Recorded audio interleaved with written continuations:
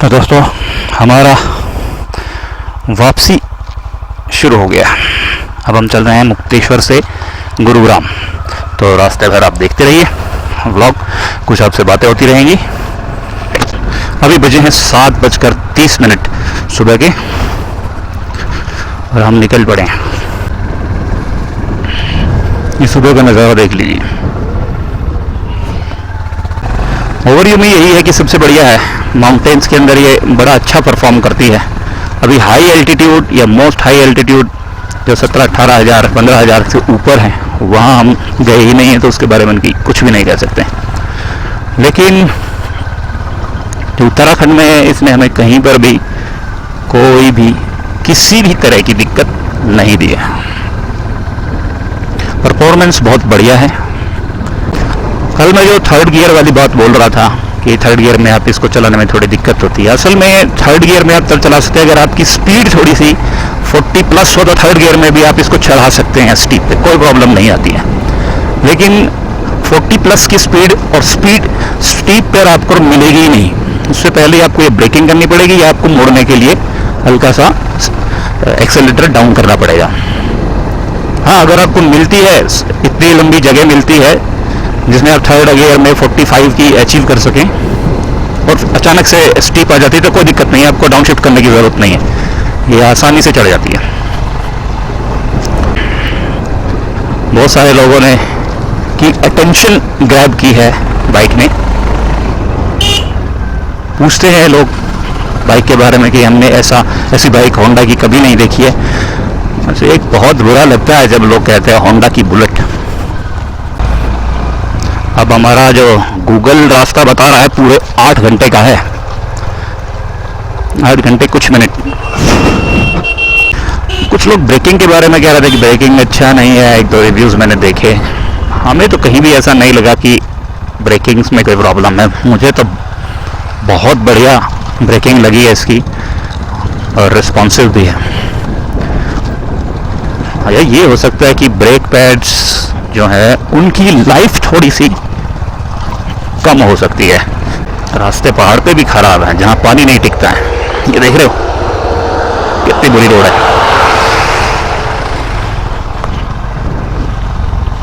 देखिए भाई साहब हिमालय के नज़ारे। जब हम मुक्तेश्वर से गोलू देवता के मंदिर जा रहे थे तो उसमें काफ़ी सारे स्टीप्स आते हैं, चढ़ाई आती हैं, और मोड़ जो हैं ये टर्न बड़ी जल्दी जल्दी आते हैं। तो उस पर भी हमने, उसकी रोड बहुत अच्छी थी तो हमने स्पीड अप करके देखा था। तो हिल्स पे भी स्पीड हम जो है 60 कई बार अचीव कर पा रहे थे, 60-65 भी अचीव कर पा रहे थे। लेकिन जो एवरेज स्पीड आ रही थी वो 35 to 40 तक की था। 35-40 35-40 कभी कभी मौका मिलता था जिस पे हम 60-65 तक भी चले जाते थे। लेकिन बी केयरफुल व्हाइल टर्निंग। तो भाई साहब सेकेंड गियर फेवरेट होता है पहाड़ों का और बहुत बढ़िया परफॉर्मेंस देती है सेकेंड गियर में। तो अरे यार पहाड़ पे ब्रेकर आता है तो बहुत दिक्कत होती है। एक तो हम पहले ही 40 से ऊपर नहीं चला रहे होते, ऊपर से ब्रेकर। हाँ, जहाँ होटल में हम रुके थे, actually that was a hostel. ये कंसेप्ट जो हॉस्टल का है, मैं फर्स्ट टाइम किसी हॉस्टल में रुका हूँ। अगर आप बैकपैकर्स हैं, अकेले हैं और आपके पास बहुत ज़्यादा सामान नहीं है, तो hostels are best to stay, क्योंकि उसके अंदर आपको एक अलमीरा मिल जाती है या एक बॉक्स मिलता है जिसके अंदर बैकपैकर्स का सामान इजीली आ जाता है। बड़ा ही साफ़ सुथरे हैं। हम हॉस्टलर्स के उसमें रुके थे जो काफ़ी बढ़िया था। उनके मैनेजर थे, बहुत बढ़िया तरीके से ट्रीट करते हैं। खाना आपको ऐसा मिलेगा कि लगेगा नहीं कि आपने होटल का खाना खाया है, आपने को लगेगा अपने घर का, लेकिन बहुत ही स्वादिष्ट खाना खाया। हॉस्टल का ये मेरा पहला एक्सपीरियंस था जो बहुत बढ़िया रहा। और बेड्स की क्वालिटी बहुत comfortable beds, neat and clean bathrooms. लेकिन कई जगह ना लोग एक्सपेक्ट करते हैं सस्ता, हॉस्टल सस्ता करके बुक करते हैं और आपको सुविधाएं मांगते हैं। जैसे आप 5 स्टार होटल बुक कर लिया आपने, अरे भाई लिमिटेड होता है, उसके अंदर उनकी अपनी लिमिट है, तभी वो आपको इकोनॉमिकल मिलता है। लेकिन आप वहाँ पे सर्विसेज होटल की एक्सपेक्ट करते हो, वो गलत है। इस कंसेप्ट को थोड़ा सा समझना ही होगा लोगों को, क्योंकि हमारे साथ के जो गेस्ट थे, हमने देखा वहाँ बुक तो उन्होंने किया 500 रुपये, 500-600 रुपये का बेड, और वो लोग एक्सपेक्ट कर रहे थे कि उनकी सर्विसेज उनके बेड पे आए, जो कि पॉसिबल नहीं था। 10:30, 11, 12 बजे के बाद खाना मिले, ऐसा नहीं है।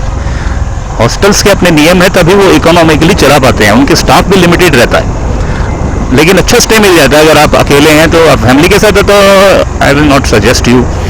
अगर आपके साथ बच्चे हैं तो आई विल नॉट सजेस्ट। बस आपके हॉस्टल की जो लोकेशन है वो सही जगह होनी चाहिए। ये देखिए हेयर पिन बैंड है एकदम से यू, लेकिन अच्छा है कि बीच में से दिखाई देता है कि नीचे से या ऊपर से कोई आ rहा है कि नहीं। जो एक मज़ा राइडिंग का पहाड़ों पे है ना, भले ही स्लो स्पीड में जा रहे हैं आप, वो कहीं नहीं है। वो मैदानों में, हाईवे पे, खाली हाईवे पे आता नहीं है, रोमांचक होता है। चलो तो दोस्तों, ये है भीमताल हम पहुंच चुके हैं।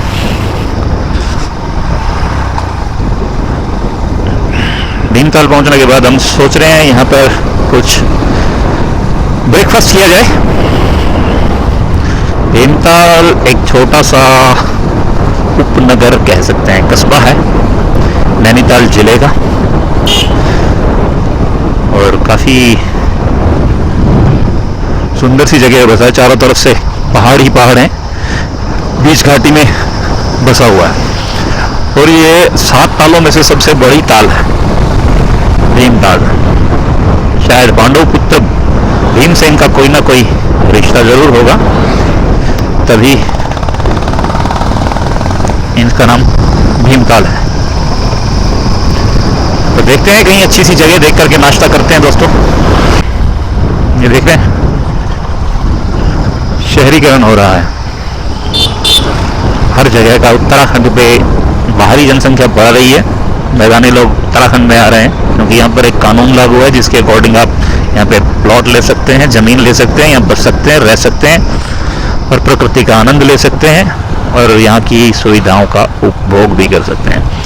हालांकि लोकल्स लोग इसका विरोध कर रहे हैं, लेकिन विरोध इतना तकड़ा नहीं है। लेकिन जिस रफ्तार से यहाँ प्रॉपर्टीज़ बिक रही हैं, आने वाले 10 सालों में यहाँ पर 50% मैदानी लोग होंगे और 50% लोकल।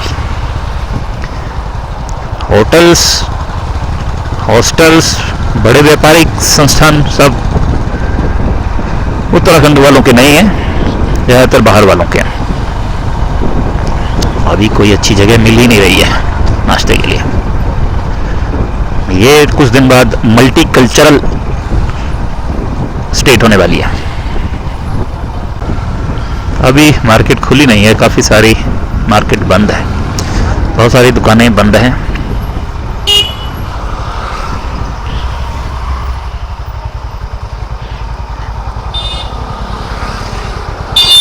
तो ठीक है दोस्तों, नाश्ता कर लेते हैं, उसके बाद आपको दिखाते हैं आगे का सीन।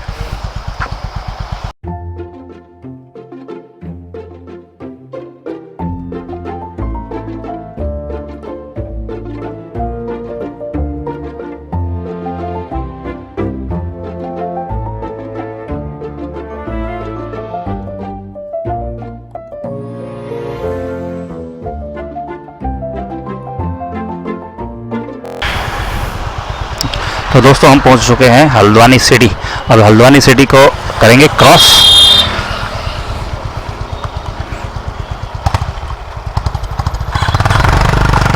हल्द्वानी सिटी को हम कर रहे हैं क्रॉस। हल्द्वानी सिटी का छोटा सा इतिहास।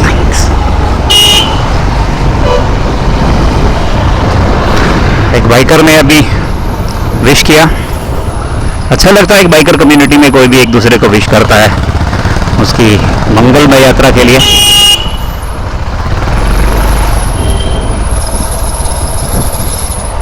मैंने भी उसका गर्दन हिला करके जवाब दिया।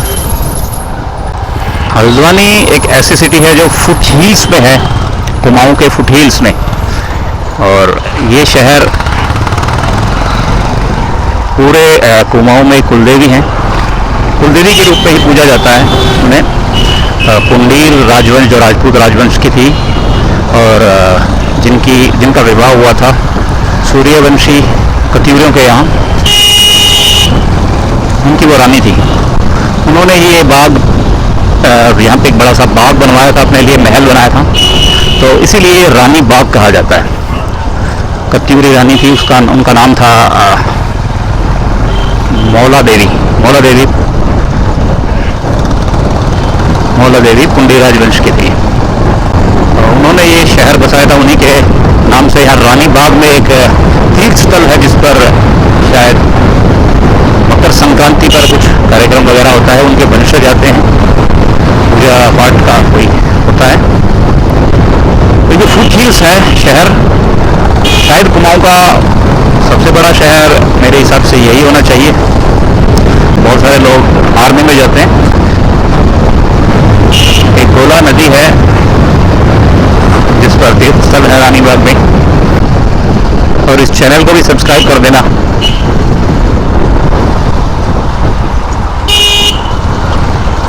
क्योंकि उसी से हमें इंस्पिरेशंस मिलती हैं कि राइडर विंग्स को सब्सक्राइब जरूर करना। तो देख सकते हैं आप ये Haldwani city, Reliance digital modernise हो रहा है।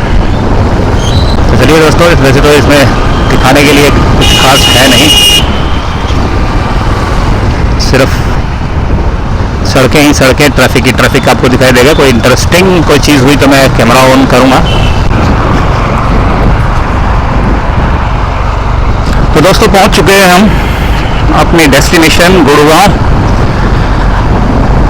रास्ते भर कुछ इसलिए नहीं दिखाया, कुछ दिखाने को था ही नहीं, खाली रोड और ट्रैफिक। अब हमें उसकी ज़रूरत नहीं थी और आप भी देख के बोर ही होते। तो इस ब्लॉग का एंडिंग भी करना था, इसलिए मुझे ये गुड़गांव में आकर के फ़ोन करना हुआ। और काफ़ी अच्छी ट्रिप रही, बहुत शानदार मौसम था, लेकिन यहाँ पे मुझे गर्मी लग रही है। वहाँ पर काफ़ी ज़्यादा ठंड थी, रजाई ओढ़ करके सोना पड़ा। शाम को बहुत ज़्यादा ठंड तो नहीं, लेकिन इतनी थी कि आप बाहर बिना इनर के रह नहीं सकते। So it was excellent and good trip for us. अभी हमारा तट आ गया है इफ्को का, अब हेंगुल आगे से जाएंगे। वेव कर दिया उसने, और अब मुझे निकलना है सीधे इफ्को चौक होते हुए